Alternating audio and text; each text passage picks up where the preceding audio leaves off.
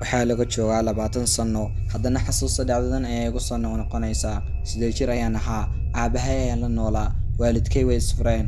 Aabahay waxa uu ahaa kalkaaliye caafimaad dhakhtar magaalada ku yaalay.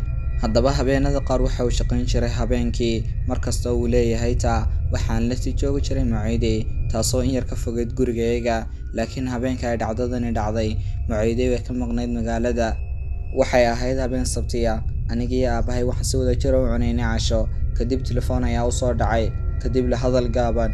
Aabahay ayaa ii sheegay inay tahay inuu ordo xagga dhakhtarka, ayna timiday xaalad degdeg ah. Laakiin saacad kadib ayuu soo noqonayaa. Wuxuu weydiiyay inaan keligay sii joogi karo guriga, anigoo ku faraxsan ayaan aqbalay. 8 jir guriga keligii sii joogaya, aad ayaan u xiiseynayay.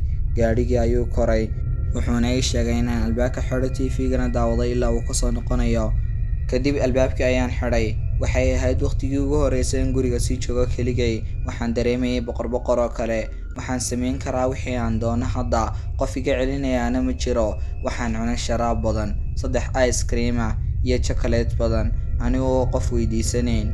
Kadibna waxaan tagay xafiiskii aabahay, kaasoo mar walba soo jiidan jiray. Waxaan ku fadhiistay kursigiisii, waxaanan bilaabay inaan fiiriyo alaabta miiska taalay. Waxa uu haystay qalin fiican kaasoo soo jiitay. Waxaanan bilaabay inaan wax ku qoro. Kadib markii aan qoray waraaqado badan, waan isku duuduubay una ekaysiiyay kubad. waxaanan ku riday meesha qashinka. 15 daqiiqo aan waxaa bilaa macniga ka shaqaynayay. Waxaan xasuustay madax gashigii. Qof bukaan ah ayaa siiyay aabahay madax gashi aad u weyn intuuna ku dhiman shil aad u xun. Aabahayna maya kuma odhan ninkii. Guriga ayuu keenay wuxuuna dhigay geerishka. Marar badan ayaan weydiistay aabahay laakiin wuu ii diiday. Markasta waxaan ahay ilmo la yaab leh oo aan ka baqayn waxyaabahan oo kale. Xaqiiqdii waan jeclahay. Waxaan jeclahay qaabkooga iyo siday u egyihiin. xafiiskii ayaan ka soo baxay, waxaana la geeyay xaggii geerishka. Gurigu waxa uu ahaa shanqar la'aan, kaliya waxaa la maqlayay codka kabahayga. Geerishka ayaan u soo lugeeyay, leedhka ayaan shiday. Madax gashigu meesha ayuu yaalay, muu lahayn godadkii indhaha xitaa duleelada sanka. Cabsi ayay ku noqon kartaa dadka qaar, laakiin aniga maya. Sidii aan soo sheegay, aad ayuu ii soo jiitay madax gashigu. Madax gashigii ayaan soo qaaday si degdeg ah. Dabayl qabow oo xoog leh ayaa garabkayga bidix iga soo gashay. Anigoo xajinay madax gashigii ayaan dib u jeestay. Waxba kumaan arag geerishkan madhan.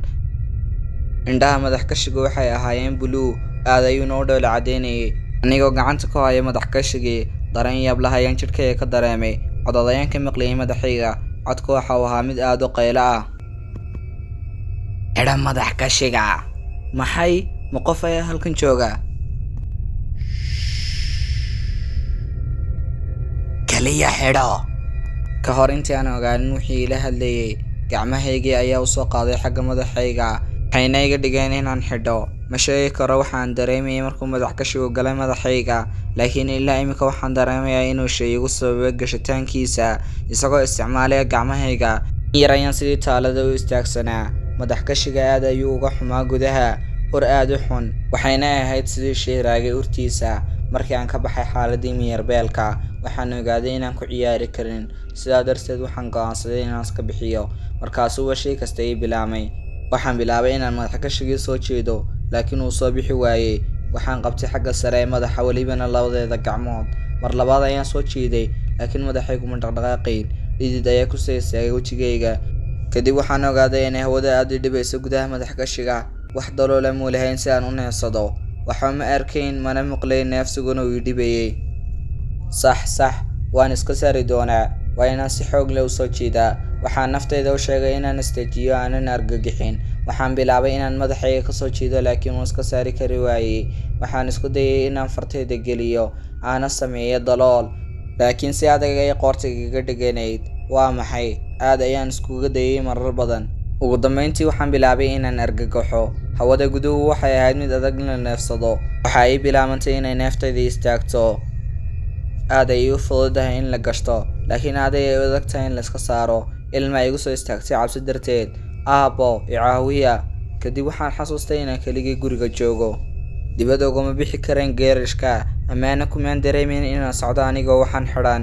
Waxaan ka baqayay inaan dhaco, aan kadibna xoog u dhaawacmo. Kadib waxaan bilaabay inaan isdifaaco. Waan qabtay kadibna soo jiiday. Waxaan ku dhirbaaxayay gacmahayga yaryara, laakiin imay caawin. Waan qayliyay. Waxaan dareemay cabsi aad u weyn. qof ayaana ka maqlayay gudaha madax kashiga.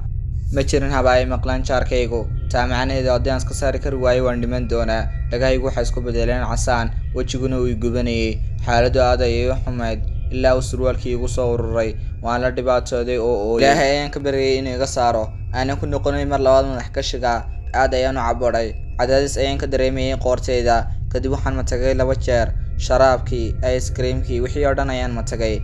qaab aad u xun oo suurtagal ahayn. Ur qarmuun ayaa ii bilaabantay gudaha madax kashiga. Hawada ayaa kasii dhammaanaysay gudaha, waxayna ahayd hawo sumaysan. Matag iyo urtii madax kashiga oo isku qasan ayaa i ogeysiiyey inaan dhimashadii u dhowaaday. Waan dhaadhacayay, matagiina wuxuu dhex socday sankayga iyo dhagahayga dhexdooda, taasoo iga dhigtay inaan matagii sii wado. Naftayda waan xakameyn kari waayey. Hadda waxaan la dhibaatoonayaa matagii, waxaanan waajahay caqabadii ugu weynayd. Waan dawaqay, dhagihii ayaa ii damay, qaylo ayaa ka baxaysa madaxayga, taasoo igu keentay inaan miyir beelo. Waxaan fahmay haddii aan si degdeg ah u xusimi waayo aanan badbaadayn. Waan soo jiiday, laakiin aad ayay ugu adkaa qoortayda. Si adag ayaan iskugu dayay. Si degdeg ah gacmahayga ayaa ka silbaday wejigayga, geerishkii ayaanan ku dhex dhacay. Waxaan isku dayay inaan soo celiyo, laakiin dhulka ayaan ku dhacay, dhabarkaanan u dhacay. Matagiina waxa uu wareegay madaxa dabadiisa, sankaygiina waxa uu noqday mid ka soo baxay matagii. Waxaan raadinayay shay aan iskaga furo, kadib gacanta ayaan la helay bir meesha taalay. Kadib waxaan geliyay qoortayda iyo madax kashigii dhexdooda. Xoog ayaan ugu cadaadiyay si aan iskaga saaro. Birtii waxay samaysay dalool yar, waxaana ka soo baxay matagii. Sidaa ayaan ugu sii hayay ilaa intii badnayd ee matagii ay ka soo baxday. Hawo yar ayaa iga soo gashay meeshii, fursadna ii siisay inaan sii wado iska bixinta madax kashiga. Haddii uu miyirkii ii soo noqday, xoog ayaan u qabtay birtii, naftaydana ku yidhi waxaan tirsanayaa ilaa 3. Waxaanan saari doonaa dhammaan xoogayga birta, si birtu iga saarto madax kashiga. 1, 2, 3. Waxaan sameeyey wixii aan qorsheynayay. Cod ayaan maqlay iyo xanuun aad u daran, taasoo iga qaylisiiyey. Madax kashigii ayaan dhinac ka dilaaciyey, kadib xoogii badnaa, laakiin cankii ayaa i dilaacay. Dhiig iyo matag ayaa kasoo dhibcayay. Markii aan ugu dambeyntii iska saaray madax kashigii, waxaan maqlay qof dhinacayga u soo socday isagoo ku qaylinaya magacayga. Axmed, Axmed, yaa ilaahi Axmed.